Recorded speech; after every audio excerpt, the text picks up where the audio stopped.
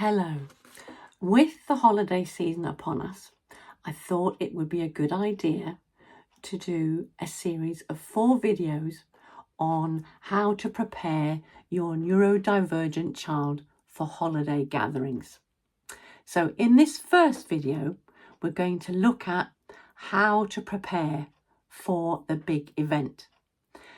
If your neurodivergent child melts down at every family gathering, it's probably not about behaviour, but about preparation, because you need to remember that all behaviour is communication, and your child is trying to tell you that they feel scared, overwhelmed, and out of control.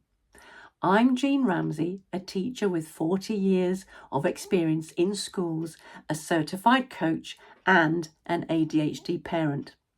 I work with neurodivergent families every day, and I get results, and we have fun along the way. By the end of this video, you will have 4 practical strategies to set you and your child up for success before you even walk through the door. So, Strategy 1, preview the event. Neurodivergent brains really can't handle surprises and changes in routine very well. It's because of their poor executive function. Think of it as the central processing unit in the brain. It takes time for your child to process what's going on. Your mission is to make a new situation as predictable as possible. So you'll need to cover who, what, where, when, and how long. The key is always to do this as a team effort. Have your child help you with the preparations and make sure you include Granny and Grandpa so they know what to expect too. So how do we do this? You can just have a conversation, or you can use a social story or a visual schedule, or a combination of all 3. Whatever works for your child. So what is a social story? Well, it's a short and simple description written from your child's perspective that walks them through what will happen on the day. For example, tomorrow I'm going to Granny's house for lunch. There will be 10 people there, including my cousins Tom and Lucy. It might be noisy and busy, and we'll have to stay for about 2 hours. If I feel overwhelmed, I can tug my ear or go to the quiet room upstairs. Mum will be with me the whole time. We'll leave after pudding and we'll say thank you to Granny and Grandad. Now, a visual schedule is a simple timeline with pictures or drawings showing the sequence of the day. Remember, you're trying to make something that is out of the ordinary as predictable as possible. Work with your child to draw or cut images like a car to represent driving to Granny and Grandad's house, people to say hello to, and maybe shake hands with if appropriate. You could show photos of the people they will meet, and food, which represents the lunch, and presents, and then the door that shows time to leave. Your child can see the whole event mapped out and check off each step as it happens. Choose what works for your child.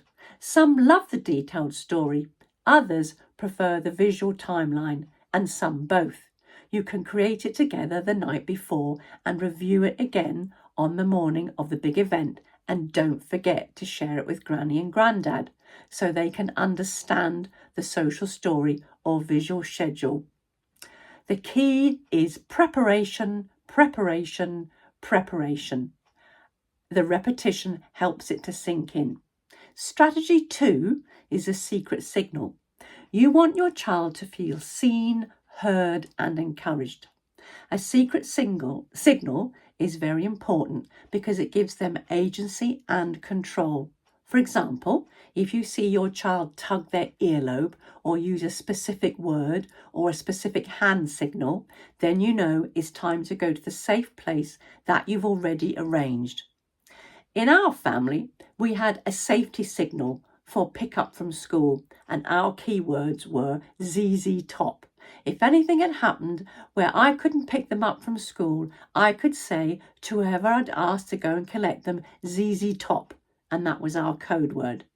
This is a safe person. Even though you don't know them, this is a safe person to take you home or to bring you to see mummy and daddy.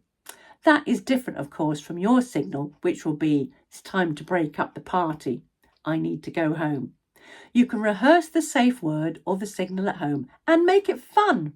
What happens when they use this signal? You must respond as they expect, or they won't feel seen, heard, and encouraged.